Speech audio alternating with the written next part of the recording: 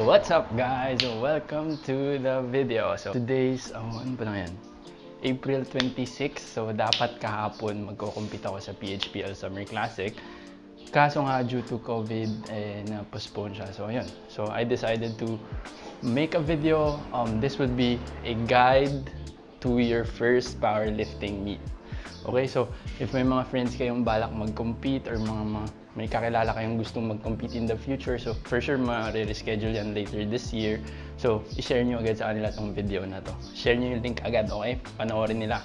Kasi sobrang makakatulong to. Okay, so let's start. So we will divide this into two parts. So first four points would be yung mga kailangan mong gawin before the competition.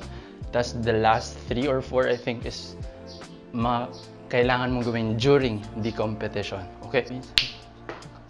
Okay. So the first thing you have to know if balak mo mag-compete, saan ka ba magko-compete? So merong 3, actually, technically 3 federations dito. Hindi federations eh. Meron kang 3 technically na pwedeng salihan dito sa Philippines. So one is PAP, Powerlifting Association of the Philippines, and then the other one is PHPL, Philippine Powerlifting. Tapos yung pangatlo yung mga unsanctioned na competition. So for example, si Anytime Fitness, gagawa siyang powerlifting competition. So yun yung mga unsanctioned. Wala silang federation sa ibang bansa, I think. So, yun. So, pero wag natin sila intindihan. So, kasi ang 2 major na pwede mo salihan for powerlifting purposes in the Philippines would be PAP and then PHPL. Okay, so maganda naman sila both. Mas nauna si PAP, matagal na siya I think. Sobrang tagal na. Si PHPL I think is 2018 or 2019 nag-start dito sa Philippines. So, yun. So, pero wala namang pangit. Although, siguro comment ko lang is hindi ganun kagandahan yung mga venue ng PAP meets. So, minsan nasa court, minsan nasa mall. So, yun. Yung mga... Pero, take note, if mamimili kayo ng sasalihan, ang pinaka-okay na salihan is PHPL. Kasi, meron silang bidet. Okay? Yung CR nila, merong bidet. So, yun. Kailangan... maintindihan nyo yun kapag nagko-compete na kayo kung bakit mas okay na may bidet. Yung PAP kasi walang bidet dun sa ano eh. Once lang ako nakalaro ng PAP pero na may bidet pero hindi pa siya PAP mismo. So yun, PAP and PHPL. So kung saan mo gusto, aralin mo kung ano yun. Kasi iba yung rules. So for example, sa bench ni PAP, kailangan flat yung heels mo sa floor, and then kay PHPL, I think kailangan toes lang, kahit toes lang yung nasa floor, okay lang. So, yun, aralin mo na lang yung rules if saan ka sasali. Yeah. So, yun, PAP or PHPL, yun yung dalawa mong pwedeng salihan. After identifying which federation you're gonna join in the Philippines, so kailangan mong ma-identify yung weight class na sasalihan mo. So, for example, personally ako, I competed in the under 66 kg weight class sa PAP.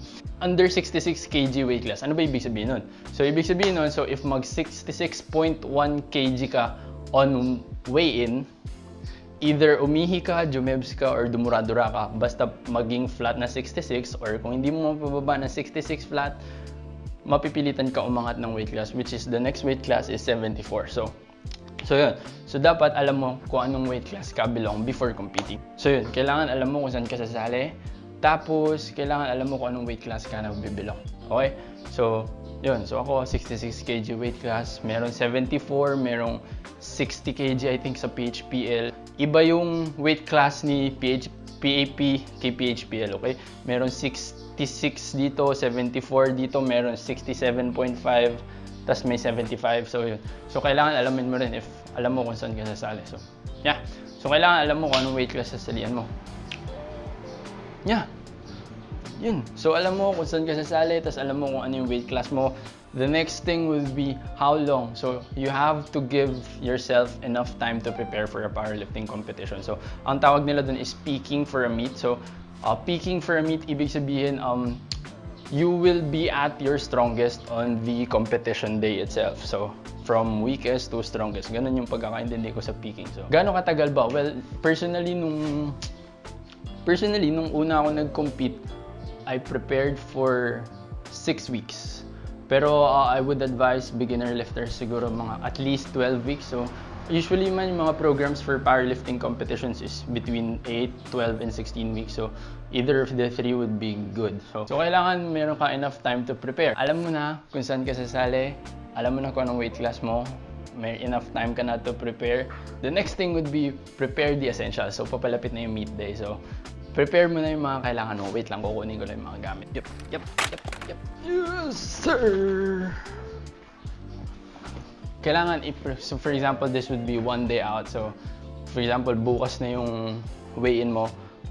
Bukas na yung competition day mo. So, kailangan naka-prepare na lahat ng gamit mo. So, meron akong ditong list. So, unang-una, cash. Siyempre kasi magbabayad ka dun sa PAP, dun ka magbabayad eh. And then magdadala ka ng food, so you have to prepare food. So baon, kasi iba walang food dun. For example, sige PHPL, I don't think meron sila sa taas pero hindi ganoon ka if mapili ka sa food. So ito yung checklist nyo for meet day itself. So cash, food. Number 3 is rehydrating tools. So for example, water, Gatorade, Hydrate, Pedialyte, yung mga ganong stuff. The next thing would be diatabs. So diatabs medyo kailangan yan actually. So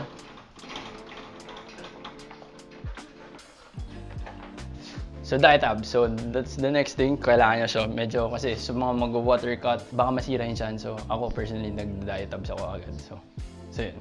Number 5 would be clothing. So kailangan mo ng cotton shirt, knee-high socks for the deadlift, tapos singlet. So singlet, kailangan mo singlet. And then yung equipment na ginagamit mo during training. So for example, ako ginagamit ko squat shoes for the squat and bench. And then next would be my belt. So this is a 10mm lever belt from Inzer. And then wrist straps for the bench and the squat. Tapos ano to? Knee sleeves. Tapos yun, wrist straps and knee sleeves. So knee sleeves for the squat.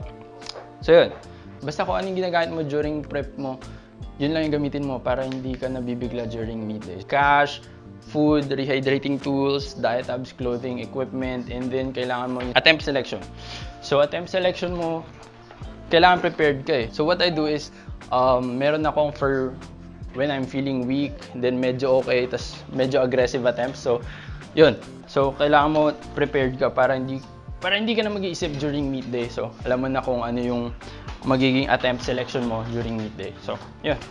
And then of course your cellphone or your camera para syempre meron kang videos ng lifts mo, videos, pictures with friends after the meet. So okay.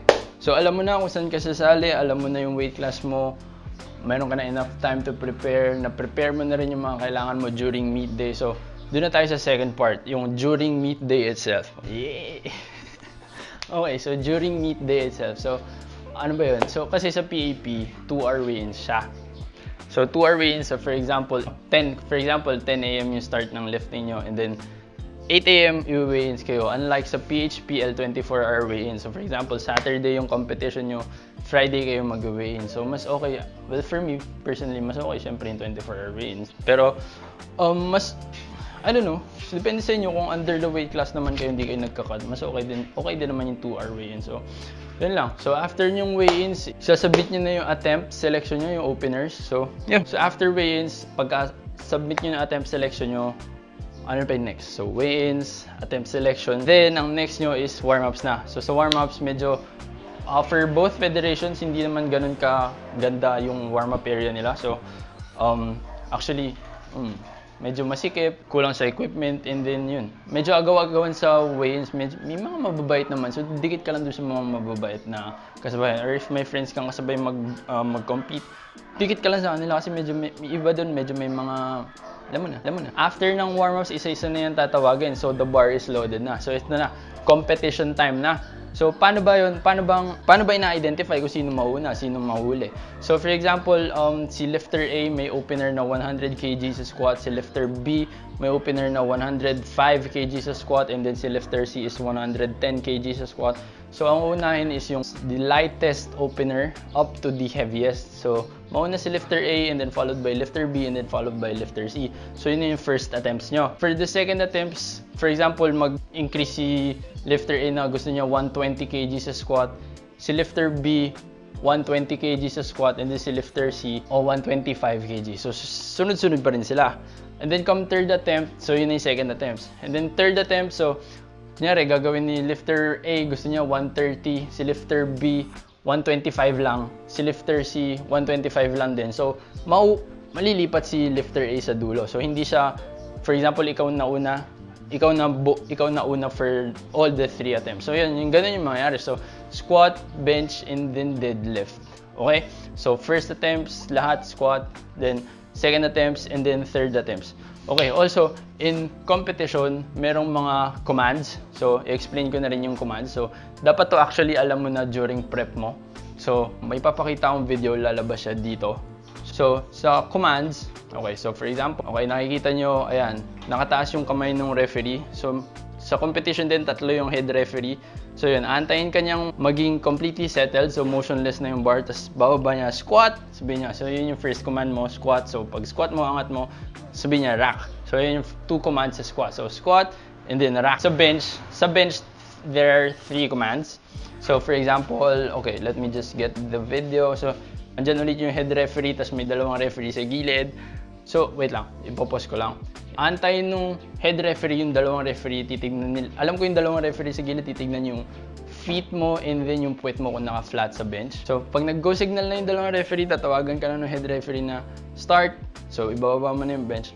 And then, once the bar is motionless on your chest, so hindi lang kailangan tumama, kailangan motionless siya, tatawagan ka niya ng press, and then that's the second command. The third command is hindi mo siya pwede i-rack agad. So then the third command goes rack. So those are the 3 commands for the bench. Start, press, and rack. Sa deadlift, let me just get a video. Sa deadlift, madali lang. Isa lang naman yung command dito. So for example, tinawag ka, the bar is loaded for Clark, ganyan. So okay na yan. Pwede mo siyang buhatin anytime you want. Ang command lang na kailangan mo is pag nabuhat mo na siya, kailangan mo antayin yung down command ng referee. So yun lang. Kailangan mo lang antayin down command. So ulitin ko lang. Sa squat, there are 2 commands, squat and then rack. Tapos sa bench, there are 3 commands, start, press, and then rack. Tapos sa deadlift, there is just only 1 command, yung down command. So, yeah. Okay. So yun lang.